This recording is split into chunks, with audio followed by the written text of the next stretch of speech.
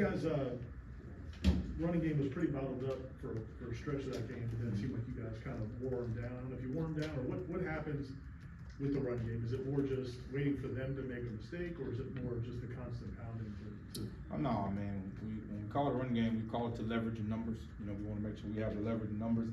Now, of course, you know, you play good defenses, they should always have one more than you have if they scheme it correctly.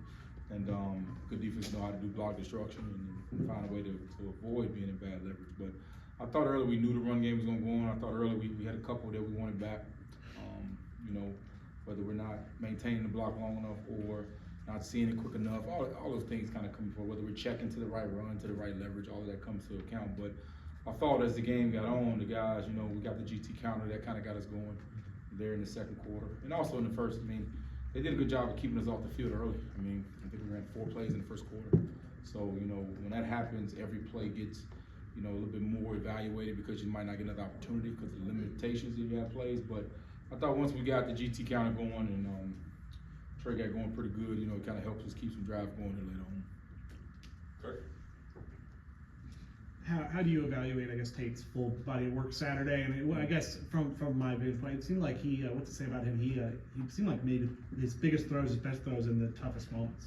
Yeah, I mean, you know, all that's going to be a part of it, but the number one thing I loved about him is that he owned the ball, he didn't turn it over. You know, when you get to those rivalry games and those kind of environments, which was a good environment, I thought Florida State fans showed it really heavily too, gave him a lot of support, but I mean, just own the football. You know, that's one thing we came into the game, I tell you, you know, just be yourself, but we might take, you know, it might be a good play just to hold on to the ball, just make sure we don't give it to them. So I thought he did a good job of keeping the ball out of jeopardy. He got hit, we missed the corner on one check, and he got hit, he owned the football. So I mean, we kept saying as long as we ended with a kick, now of course we don't want to take safeties and things like that as a couple of learning experiences, but for the most part I thought he did what we asked him to do, and we got to make sure we're still building to things that he feels comfortable with and things that he can do. Jerry? Saturday there was external, you know, challenges with the Florida defensive front, and then some internal challenges, I think maybe with offensive line injuries and whatnot. In particular, Maurice Smith, and that offensive line just seemed to endure into the fourth quarter and prevail. Can you talk about what was going on among the line during those parts of the game? Well, just I think, you know, their confidence is always high. I mean, I thought they did a good job of protecting in you know, obvious pass situations and you know, an obvious run. Of course, what I love about our group is we try to be the grown men of the offense. Meaning, for example, we want everything to be on us. You know, whether it be, you know, I heard Coach allude to a back not making the right cut. All that. We don't subscribe to any of that. I don't care if it's protection and the back misses protection. That's a sack on the O-line. If it's a run and the back misses the hole, we got to make the hole bigger. Anything that happens, we'd rather it be on us because, you know, our guys, we do a good job of blocking out the noise, and we don't want to affect our guys that carry the football. So I like their mentality as playing as a unit to be able to withstand whatever we want to take accountability and responsibility for.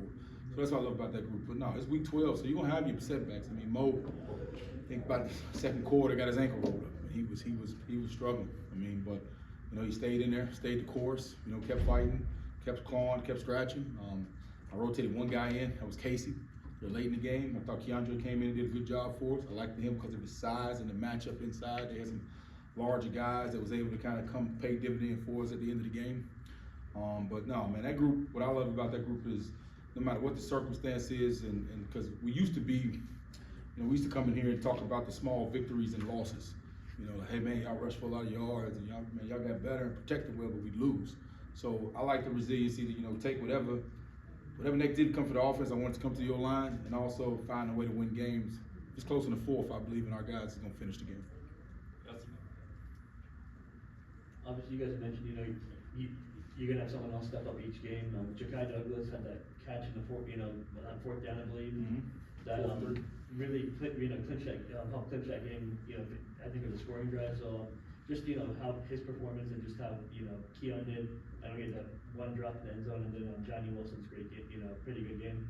I gave Ja'Kai a lot of praise because, you know, Ja'Kai's been here since we've been here. And we talk about seize your opportunity. We got a room full of good players, and they all want the football.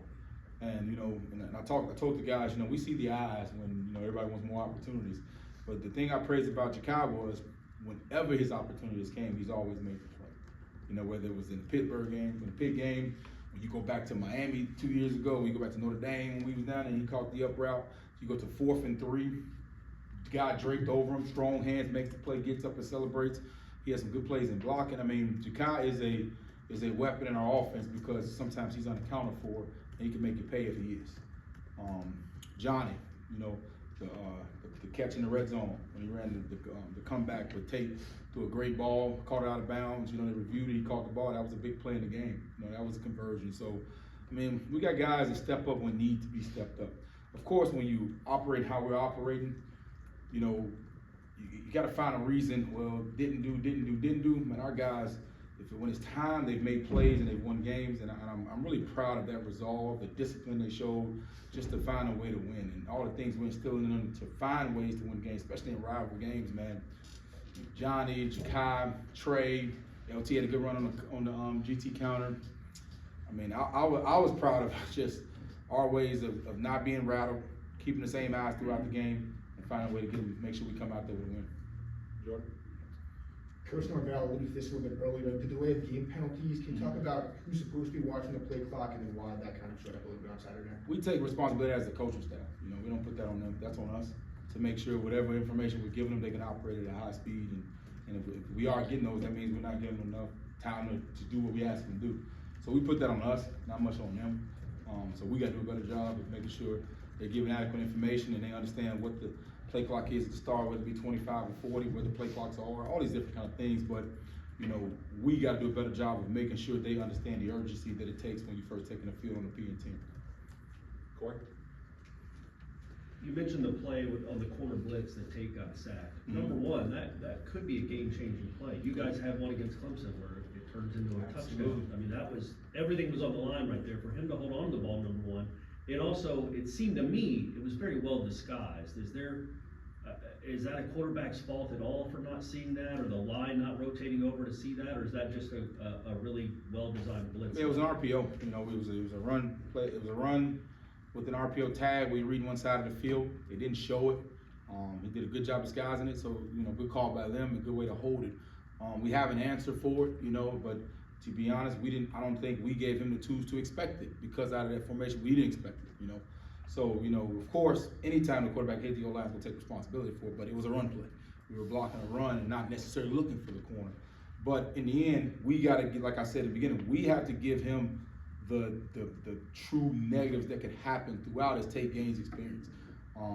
But no, man, we took responsibility for that because we had him reading a side for an RPO and they brought the guy from the other side. So we got to design that better. You know, we got to protect him because, you know, you're playing with a guy, it's some new stuff for him. Now, I've seen him operate that, and I'm not worried about the correction once he saw it. I'm not worried about it hitting again. But that was a good learning experience, you know, for not only Tate, but us saying, all right, what situations are we putting him in to make sure there's not a catastrophic play? But him owning the football in that moment was probably one of the biggest plays of the game, you know, and the negative I hear, but like him making sure he held onto that football probably, you know, guaranteed us a victory. Ira?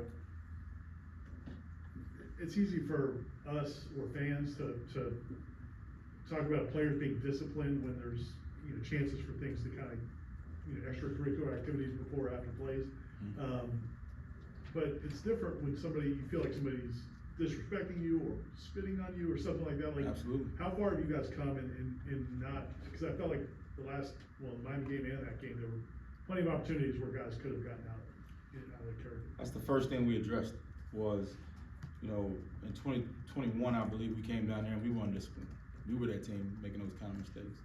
And, you know, if you want to come out with a victory, you got to understand what it takes and the resolve it takes. But it sounds good. You know, I drive around Tallahassee.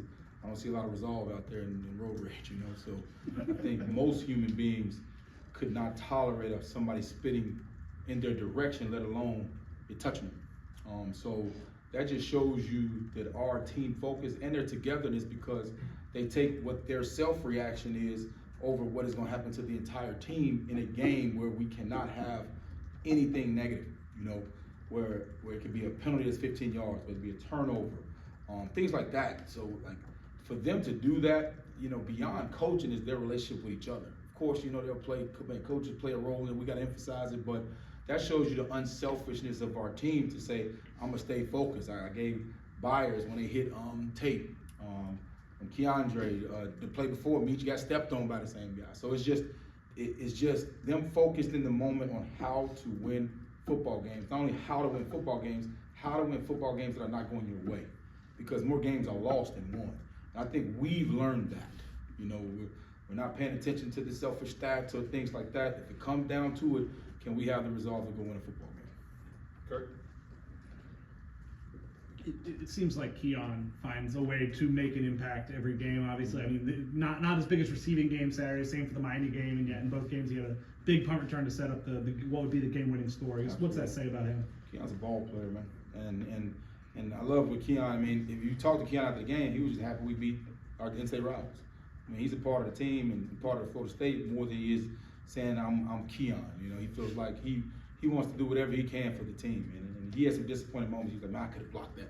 You know, he looks at the whole picture of it, so I'm proud of him for that. Even in the offensive meeting, man, you know, I'm gonna do better now with those situations. But you know, Keon's still gonna garner enough attention where, you know, he's still gonna be him. And I've been proud of his just approach, his team effort. But nah, man, that punt return, he's a talented pig. I mean, you know, it's not. I haven't been around many of them like him. And I'm not talking about as far as ball player, just type of mentality he brings, just to practice, to work ethic, to whatever you ask him to do, and it bleeds through our team because if he's like that, how can anybody else do? You know, not be like that. You know, if he's being unselfish, then what's your excuse? You know, so I'm proud of him for that. Chris? What makes Louisville's defense go, and how good of a pass rusher is he, Ashton Galaki? Yeah, what I told our guys is that we're meeting a mirrored opponent where they pride themselves on the same thing we pride ourselves on. You know, toughness, effort, discipline, winning close games. You know, and that's why we meet them in a championship game. So credit to their defensive staff because I think they do one of the best jobs I've seen of maintaining leverage, tackling, eliminating big plays. So, you know, it's going to be a challenge of, you know, who can outlast and who can out-tough and who can out-finish. And you know, Nine is a real player. And he's a guy that developed himself into a player too. He's one that I give a lot of credit to because he gets blocked, but then I like to say he unblocks himself. He understands how to, you know, take advantage of leaning on linemen and effort. You know, he's relentless. So we got to make sure our effort is up to par. And we got to make sure we understand where he is because they do play him quite a bit of places, whether it be 4 out of 5 and things like that and twisting. So we got to make sure we bring our game in focus because he is a really dynamic player in this league. But credit to that defense because, you know, we're going to be here for a while because they do a good job. Jordan? Coach, you mentioned it a little bit earlier. Can you talk about the decision to not rotate as much and how you felt the offensive line played physically in their stamina throughout the game? Yeah, Rob was ready to go, and Bless was ready to go. But I felt good with how the size of Byers and the athleticism of theirs with us running the outside zone a little bit more and him being able to cut off things on the backside. And theirs, I mean, I thought he played one of his better games in that game. I mean, theirs has really, you know, developed himself to be, you know, one of the top tier in that room. So I just rolled with them. But those guys were ready, on call and ready to go. But I felt that those guys were settling. I was good with it. I put Casey in a little bit later there. I had a plan to get him in a little bit earlier, but I wanted to get him in there to give KJ a spell. But then I put KJ back in late because, like you said, the size. KJ's a massive dude, man, that can you know, make sure we get a little presence in that pocket to not get pushed back. But you got other guys that are athletic, that can move and get to those second level backers. So it's just like anything, it's a matchup, you know, kind of conversation that we have of how we're matching up with the 4s or 4 eyes or 3 techniques and combos and speed and things like that. So it's just like any other position. We're trying to create matchups up front, just like you would on the outside, and it's been paying dividends for us. Aaron? You mentioned for a couple of weeks now that Rob's getting close, and I know he's able to practice. I mean, I think he was second team All ACC last year. You guys haven't had him that much this year. When he does get back on, are you expecting him to be that guy? Has he played at that level of practice, or is it going to be, you know, kind of working his way back to that level? Yeah, I care about Rob, and I want to make sure, because Rob always wants to go.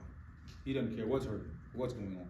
So I care about him and his career moving forward to make sure I'm not putting him in an unnecessary position to get even further injured. But he was ready to go. I mean, he practiced last week, and He could have went if we needed him to go, and we have that luxury to do that. And he understands that, you know, if he goes, but I don't want to put him on a setback either if he's getting better, unless it's absolutely necessary. What I liked about it is he's really embraced that process, and as we further along, we're going to need Rob, and he'll be feeling better than he's ever felt, and he's still getting to work in practice against really good players. So I don't you know, think he's going to be underdeveloped. He's going to be ready to go when it's time to go, but he's also going to be able to be very effective when he goes, and we don't have any setbacks to push us behind as we push late in the season. We'll do 3 more, Corey. Maybe I'm reading too much into this, but you put a true freshman on the road when the starting quarterback gets knocked out, and his first play is a kind of a sprint throw. I guess, what does that say about y'all's confidence in him, in who he is and who he could be, to even think about calling a play like that in that moment, not being worried about the result? I give Brock some credit because, you know, that was something he saw that he got to because he wanted to take advantage of something that he saw. So we have a lot of confidence in Brock, and we have a lot of trust in our quarterbacks. So we don't send him out there just because of the perception, third or first. Our quarterback operates and gets us in what he believes is the right thing to do, and we give him that leeway too. And you know, I like the call. I mean, I wouldn't disagree with the call. We didn't get into the guy on the edge. He got a bat down, but also, you know, he got in there and we ran the zone, and he saw it open. He pulled the ball and got good yardage on it. They were offside, so we were able to get a free play off of it. But Brock is going to be an exceptional football player. I mean, I stand next to him in practice because, you know, I'm right behind the whole action to see the whole deal, and he stands next to me, and I see him. He doesn't miss a rep even when he's not in there. I see him mimicking the checks. I see him taking the reps. I see him taking the visual. I see him applying them himself. I see him upstairs. I was just upstairs. He was already up there coming from class with his back on, wanting to know about the game plan. He is preparing himself like a starter ever since I met him. And he challenges Tony to make sure he's on the question. So Brock's future is going to be, if he continues as he's continued, we have a lot of trust in Brock. Bob? Coach, on offense, a lot of guys chose to come back for this run to help the team potentially win an ACC title, potentially get to a playoff. Just their growth that you've seen through film room, practices, games, and more than the production too, but also the leadership and what they've meant for the big picture. Mm-hmm. The biggest thing is ownership and player accountability, meaning, you know, we're going to do our job and make sure we're on point and understanding what the standard is, what's the structure for our success, but when a player starts defending what you're saying outside of the building, that's when it's a real, everybody uses the word culture, but that's when it's real and they really are understanding what you're saying, where I might sit up in a meeting room and talk about, hey, we got to be disciplined, we got to be on point, but if you're in practice and something happens that I don't see and I see a player correcting it, that's when it's real. Like, we can talk about this, every coach gets up and talk about discipline, we can't make mistakes, we got to do this, and then somebody spits in their face and the kid gets a penalty. So our players are leading the charge and accountability for what they want to do as a team. Now, does that guarantee success? Absolutely not. But it gives you an opportunity to have success. It puts you in the best position to get what you came back to do. But, I mean, it still has to be done. The action still has to be there. So I'm going to commend them on taking the real actions to get what they want. Now, you still got to go get it because that other team is doing the same thing. So we got to make sure we're doing it as best as we ever done this week compared to last week. Jerry, last one. Okay. Coach, I'm going to go back to the first question I asked about offensive line, kind of a follow-up to Ira's question about Rob Scott. When Maurice gets rolled up, my eyes went to a couple of the offensive linemen trying to get him up before the ref called, injured player. If Maurice can't fight through this, Washington goes to center. Absolutely. Do you have to play Scott at that point? We got Bless and Scott. So it depends on the situation and the matchup. Because we still got Bless, who was going in and he was ready to go. He practiced all week also. So the benefit we have with Darius is, he can play all 5. And he's ready to go at all 5 at any time. So it's not like he has to go and warm up or do anything. I mean, he's ready to go. He's done it. He started games at center. So we really try to, every O-line coach in the country says, hey, if a guy goes down, go down so we can warm up with the other guy and we're not wasting time and things like that. But our guys have their own personal standard of operating until you can't operate no more. And if you go down, then you're down for real. So you saw him picking up, Meach had to play where they pick him up, So, I mean, I don't ever question those guys' mentality. Of course, they're gonna make mistakes. I mean, you ain't gonna bat 1,000, but them guys I'm sitting out there with their mindset, they're gonna find a way, no matter how it needs to be done, they're gonna scrap and claw and and make sure they're together and find a way to come out with the win. Awesome, thank you, Jeff. Thank y'all. Thanks, George. Have a good day.